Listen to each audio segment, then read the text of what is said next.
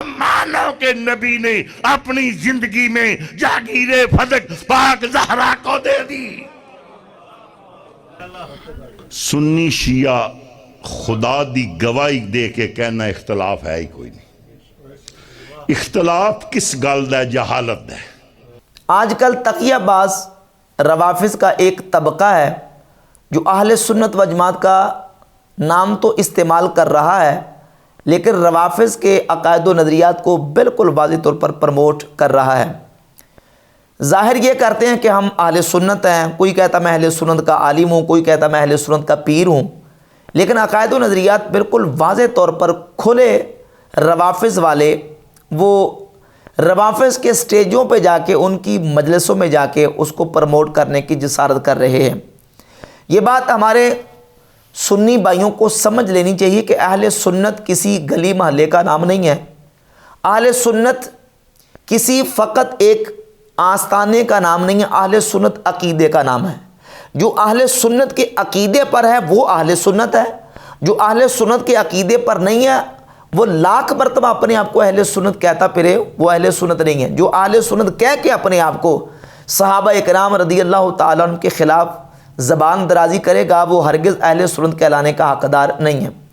एक नाम नहाद पीर जो कि कटर किस्म का तकियाबाज राफजी है, उसके पहले भी क्लिप्स नज़र से गुजरे जिसमें उसने सहाबा इकराम रदियल्लाहु ताला अन्हुम के ख़िलाफ़ तबर्रा किया। अभी एक क्लिप और नज़र से गुजरा, किसी दोस्त ने भेजा, जिसमें वो रवाफिज़ की मजलिस में बैठकर बाग़े फदक के सिलसिला में ये बात कह रहा था कि कहता है कि सुन्नी शिया का आपस में कोई झगड़ा नहीं, झगड़ा जहालत का है। और फिर उस जहालत का नाम लेके किस तरीके से उस तकियाबाज राफजी ने जहालत का मुजाहरा किया वो मैं आपके सामने पेश करता हूँ।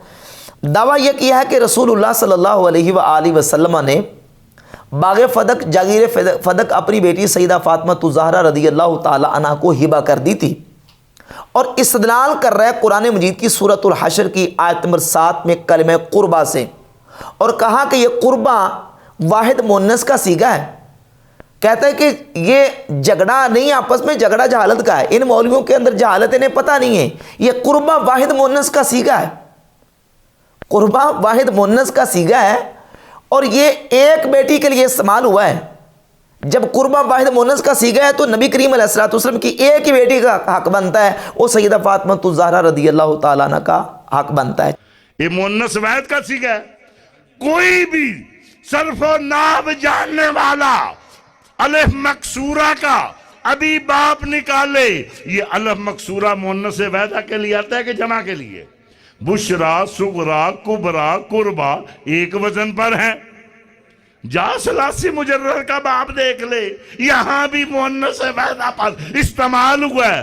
कुरान तो एक बेटी की जायदाद कह रहा है, रसूल की जागीर की हिस्सेदार मुन्नस वाहिदा है, तू कैसे जमा कर रहा है? चलें पहले हम इस नाम नहाद पीर और तकियाबाज राफजी की इसी जहालत का पर्दाफाश कर देते हैं कि कुरान मजीद की सूरतुल हशर की आयत नंबर 7 के अंदर जो कुर्बा का सीगा इस्तेमाल हुआ है ये वाहिद मुन्नस का सीगा नहीं है, ये इसमें मस्तर है। क्या है? इसमें मस्तर। और अल मस्तरु ला युज़क्का, अल मस्तरु कल मुखन्नस ला युज़क्करु वला युअन्नस। ये कायदा है कि मस्तर मुखन्नस की तरह होता है, ना वो मुज़क्कर होता है ना वो मुअन्नस होता है। सूरतुल आलक की आयत नंबर 8 उठाइए, इन्ना इला रब्बिका रुजआ, रुजआ बर वज़न फ़ुअला, यहाँ मस्तर इस्तेमाल हुआ। इसी तरह कुर्बा यहाँ बर वज़न फ़ुअला इस्तेमाल हुआ है, मस्तर के माना में है, ये इसमें तफ़ज़ील का सीगा नहीं है। और उस तकियाबाज राफजी ने सुगरा और कुबरा के वज़न पर फ़ोला कुर्बा को बना के साबित किया कि जिस तरह सुगरा और कुबरा इसमें तफ़ज़ील के सीगे हैं, इस तरह कुर्बा भी इसमें तफ़ज़ील का सीगा है। हालांकि कुर्बा इसमें तफ़ज़ील का यहाँ सीगा इस्तेमाल नहीं हुआ, बल्कि कुर्बा जो है इसमें मस्तर है। माना यह है क़राबतदार, यानी नबी करीम अलैहिस्सलातु वस्सलाम के करीबी रिश्तेदार। अल्लाह रब्बुल इज़्ज़त ने नबी पाक अलैहिस्सलातु वस्सलाम को जो फ़ै के तौर पर माल खैबर के यहूदियों से आप अलैहिस्सलातु वस्सलाम को अता किया, वो माल फ़ै अल्लाह के नबी अलैहिस्सलातु वस्सलाम की बारगाह अक़दस में आया। उसके अल्लाह ने मसारिफ़ बयान किए हैं सूरतुल हशर की आयत नंबर 7, 8, 9 के अंदर कि वो जो माल फ़ै है लिल्लाही वलिर्रसूली वलिदिल कुर्बा वल-यतामा वल-मसाकीन, वो माल फ़ै अल्लाह के लिए है और रसूलुल्लाह के लिए है, रसूल के करीबी रिश्तेदारों के लिए है, और यतीमों के लिए, मसाकीन के लिए और मुहाजिर फ़कीरों के लिए उसके मसारिफ़ को बयान कर दिया। तो नबी पाक सल्लल्लाहु अलैहि वसल्लम ने इन्हीं मसारिफ़ के ऊपर इस माल फ़ै को तकसीम फरमाया। अल्लाह की राह में भी हुजूर खर्च करते, अपने लिए भी उसको इस्तेमाल करते, अपने करीबी रिश्तेदारों के लिए भी हुजूर अलैहिस्सलातु वस्सलाम इस्तेमाल करते, यतीमों, मस्कीनों और फ़कीरों पर भी उसको इस्तेमाल करते। अब इस रावज़ी ने दावा यह किया कि अल्लाह के नबी अलैहिस्सलातु वस्सलाम ने बाग़ फ़दक जो जगीर थी वो अपनी बेटी सैयदा फ़ातिमा रज़ियल्लाहु ताला अन्हा को हिबा कर दी, आप अलैहिस्सलातु वस्सलाम ने उनको दे दी। यहाँ ये बात समझे कि रवाफ़िज़ का इस मसले में मुतज़ाद नज़रिया है, दो मुतज़ाद दावे हैं बाग़ फ़दक के हवाले से। एक दावा उनका ये है कि बाग़ फ़दक नबी करीम अलैहिस्सलातु वस्सलाम ने अपनी बेटी को अपनी ज़ाहिरी हयात तय्यबा में हिबा कर दिया था, यानी तोहफे के तौर पर, गिफ्ट के तौर पर दे दिया था। और दूसरा उनका दावा यह है कि नबी करीम अलैहिस्सलातु वस्सलाम के विसाल अक़दस के बाद आप अलैहिस्सलातु वस्सलाम की बेटी की वरासत के तौर पर वो हिस्सा बनता था और आप अलैहिस्सलातु वस्सलाम की बेटी को उस वरासत से महरूम कर दिया गया। हिबा का दावा भी करते हैं और वरासत का दावा भी करते हैं, जबकि ये दोनों आपस में मुतज़ाद दावे हैं। मुतज़ाद इसलिए हैं कि हिबा ये हयात का तकाज़ा करता है और वरासत ये वफ़ात का तकाज़ा करती है। हिबा वो माल होता है जो अपनी ज़िंदगी में इंसान किसी को गिफ्ट के तौर पर, हदीये के तौर पर दे दे, उसको हिबा कहते हैं। और जो माल इंसान के दुनिया से पर्दा कर जाने के बाद उसके वरासा को उसके तरके में से मिलता है, उसको वरासत कहा जाता है। अगर हिबा की बात करें तो फिर वरासत नहीं, अगर वरासत की बात करें तो फिर हिबा की दावा दुरुस्त नहीं है। एक बात है। और अहले सुन्नत व जमात के यहाँ वरासत की बात हुई है कि आप अलैहिस्सलातु वस्सलाम के विसाल अक़दस के बाद वरासत का मुतालबा किया गया है। हिबा का जो दावा है वो अहले सुन्नत व जमात के यहाँ काबिल कबूल और यह अहले सुन्नत के यहाँ तस्लीम शुदा नहीं है। बल्कि इमाम बदरुद्दीन ऐनी उम्दतुल कारी शरह सही बुखारी की जिल्द 15 सफ़र नंबर 28 पे ये जो हिबा वाली बात है इस पर गुफ्तगू करते हुए लिखते हैं, कुल्तु हादा ला अस्ल लहू वला यसबुतु बिही रिवायतन। कहते हैं मैं कहता हूँ कि इसकी कोई असल नहीं है और ये असलन रिवायतन साबित भी नहीं है। अन्नहा इद्दाअत ज़ालिका कि सैयदा फ़ातिमा रज़ियल्लाहु ताला अन्हा ने इसका दावा किया हो। इन्नमा हुआ अमरुन मुफ्तालुन ला यसबुतु, फरमाते हैं कि ये वो अमर है, ये वो मामला है जो गड़ा हुआ है, ला यसबुतु ये साबित नहीं है, ये साबित ही नहीं है। और हाफिज़ ज़हबी मीज़ानुल इत्दाल की जिल्द नंबर 15 जिल्द 5 सफ़ा नंबर 165 पे लिखते, कुल तो मैं कहता हूँ हाजा बातिलुन वलौ काना वाक़ा ज़ालिका लमा जाअत फ़ातिमा रज़ियल्लाहु अन्हा ततलुबु शैअन हुआ फ़ी हौज़िहा व मिल्किहा। कहते हैं कि ये बात बिल्कुल बातिल है कि हिबा की जो का दावा किया गया है। कहते हैं कि अगर हिबा की बात होती तो सैयदा फ़ातिमा ज़हरा रज़ियल्लाहु ताला अन्हा अपनी मिल्क में होने वाले उस बाग़ फ़दक का मुतालबा करने के लिए अबू बकर सिद्दीक़ रज़ियल्लाहु ताला अन्हु से मुतालबा क्यों करती। कहते हैं कि मुतालबा इस बात की दलील है कि हिबा का दावा दुरुस्त नहीं है। और फिर दिरायतन भी अगर आप देखें सुन्नी शिया दोनों के यहाँ यह मुत्तफ़क़ुन अलैह वाक़या मौजूद है। अहले सुन्नत के यहाँ सही बुखारी की 3113 नंबर हदीस है और 5361 नंबर। और अहले तशय्युअ के यहाँ ये जलाउल उयून मुल्ला बाकर मजलिसी की इसके सफ़ा नंबर 193 पे और 94 पे ये रिवायत मौजूद है कि नबी पाक सल्लल्लाहु ताला अलैहि वसल्लम की बारगाह अक़दस में चंद ग़ुलाम खादिम आए तो सैयदा मौला अली रज़ियल्लाहु ताला अन्हु ने सैयदा फ़ातिमा ज़हरा रज़ियल्लाहु ताला अन्हा को कहा कि काम कर करके आपके हाथों पे छाले पड़ गए हैं और आप नबी करीम अलैहिस्सलातु वस्सलाम की बारगाह अक़दस में जाएं और हुजूर की बारगाह में अर्ज़ करें कि आप मुझे कोई खादिम दे दें ताकि घर के मामलात और घर के वो खादिम काम करे। सैयदा फ़ातिमा रज़ियल्लाहु ताला अन्हा नबी पाक अलैहिस्सलातु वस्सलाम की बारगाह अक़दस में हाज़िर हुई।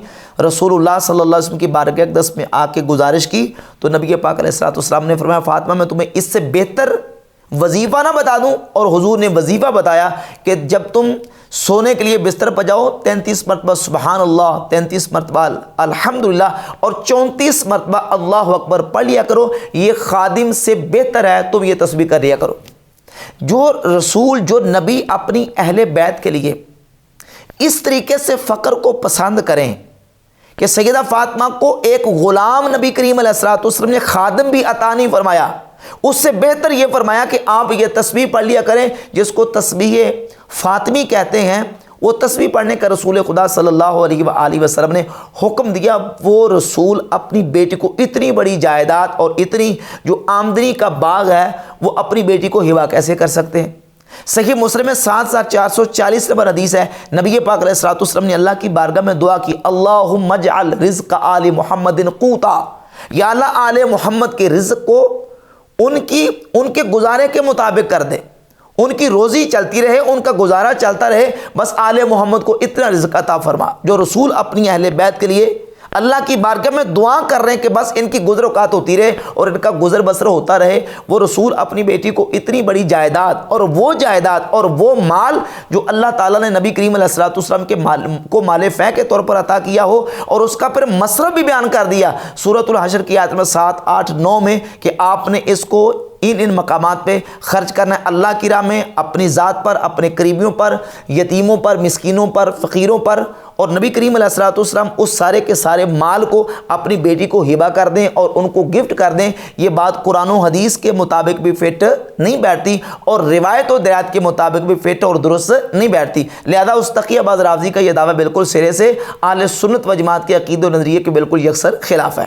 اور پھر اس رافضی نے یہ دعویٰ یہ کیا کہ سورہ بنی اسرائیل کی آیت نمبر 26 نازل ہوئی، وَآتِ ذَا الْقُرْبَى حَقَّهُ، جب یہ آیت نازل ہوئی تو رسول خدا صلی اللہ علیہ وآلہ وسلم نے اپنی بیٹی سیدہ فاطمہ کو بلایا اور وہ مسجد کے دروازے سے آئیں تو نبی کریم علیہ الصلوۃ والسلام ان کو باغ فدق، جاگیر فدق ہبہ کر دی۔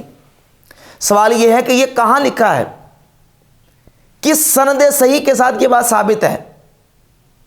یہ بات بالکل خلاف حقیقت ہے۔ کیوں؟ اس لیے کہ سورہ بنی اسرائیل یہ مکہ شریف میں نازل ہوئی اور باغ فدق نبی کریم علیہ الصلوۃ والسلام کی بارگاہ میں مدینہ شریف میں آیا، آیت نازل ہو رہی مکہ شریف میں، اور باغ فدق حضور کی بارگاہ میں آیا ہے مدینہ شریف میں۔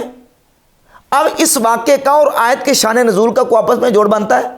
بلکہ روافض کی کتابوں کے اندر تو اس سے بڑھ کر لکھا ہوا ہے، تفسیر البرہان میں، تفسیر عیاشی میں، تفسیر صافی میں اور اصول کافی وغیرہ کے اندر یہ بات موجود ہے کہ جب یہ آیت وآتِ ذَا الْقُرْبَى حَقَّهُ نازل ہوئی تو سیدہ فاطمہ الزہرا رضی اللہ تعالیٰ عنہ کو نبی کریم علیہ الصلوۃ والسلام نے بلایا تو سیدہ پاک امام حسن اور حسین پاک کو ساتھ لے کے آئیں تو نبی پاک علیہ الصلوۃ والسلام نے ان کو بلا کے تو باغ فدق ان کو ہبہ کر دیا۔ اب یہ دیکھیں کس انداز سے اس کا شان نزول گڑھا گیا ہے۔ آیت نازل ہو رہی ہے، سورت پوری نازل ہوئی مکہ شریف میں، اور بالخصوص یہ جو آیت ہے، آیت نمبر 26 وآتِ ذَا الْقُرْبَى حَقَّهُ، یہ بھی مکہ شریف میں نازل ہوئی ہے۔ شیعوں کی کتاب اصول کافی کی جلد نمبر 2 صفحہ نمبر 299 پہ موجود ہے۔ امام محمد الباقر فرماتے ہیں یہ آیت مکہ میں نازل ہوئی ہے۔